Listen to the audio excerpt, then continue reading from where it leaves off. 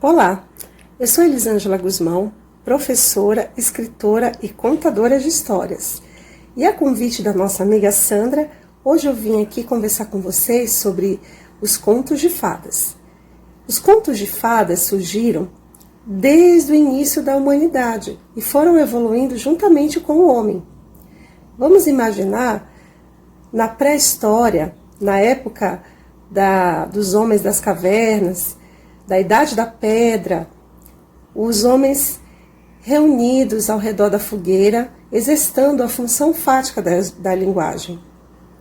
A função fática é aquela que nós testamos a comunicação, porque naquele momento a linguagem ainda estava sendo criada, ainda estava sendo testada. E naquele momento surgiram as narrativas, que foram evoluindo para o que hoje nós chamamos de contos de fadas.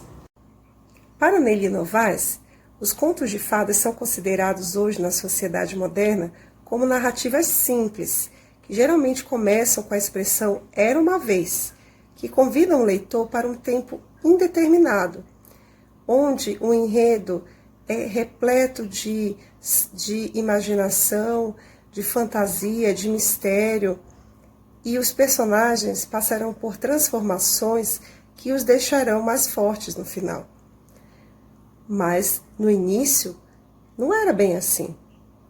Os contos de fadas eram contos de terror, e as pessoas se reuniam ao redor da fogueira para passar por experiências repletas de emoção, porque o que se considera como criança hoje na sociedade moderna não era o mesmo conceito que a sociedade da Idade Média tinha.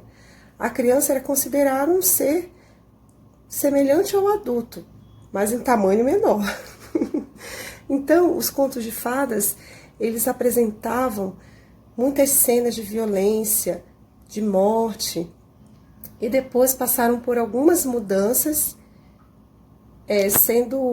tendo um outro foco, como nós conhecemos. Um dos primeiros autores a tratar sobre os contos de fadas foi um italiano chamado Giambattista Basile, que escreveu uma obra muito importante chamada O Conto dos Contos, ou Decameron, no século XVI, XVII. Nessa obra, Giambattista trata dos contos como foram apresentados no início da Idade Média. E neles ele trata a questão das cenas de violência, de morte, que com o passar do tempo foram ocultadas das crianças. E também o autor fala de mulheres, que foram as primeiras contadoras de história. No livro O Conto dos Contos, Giambattista nos fala das primeiras mulheres contadoras de histórias, como Mademoiselle Leretier, Mademoiselle Lefosse e Madame Delenor. Isso nos prova que não foram os irmãos Grimm os primeiros contadores de histórias.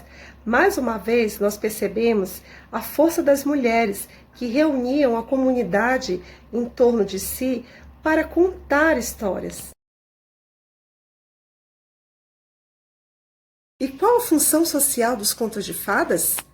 Aristóteles, na sua obra poética, nos fala da função catártica, que é aquela capaz de provocar bem-estar, alívio. É uma função terapêutica. Os contos de fadas apresentam isso por conta da sua estrutura que mistura personagens humanos e extraordinários. Também por apresentar sentimentos comuns ao ser humano, tão comuns à nossa condição humana, como o amor, o ódio, a amizade. Em tempos como nós estamos vivendo, os contos de fadas tornam-se ainda mais importantes, por serem capazes de provocar bem-estar e também capazes de nos fazer refletir sobre o nosso papel na sociedade de uma maneira leve, sem aquele peso das morais, das fábulas.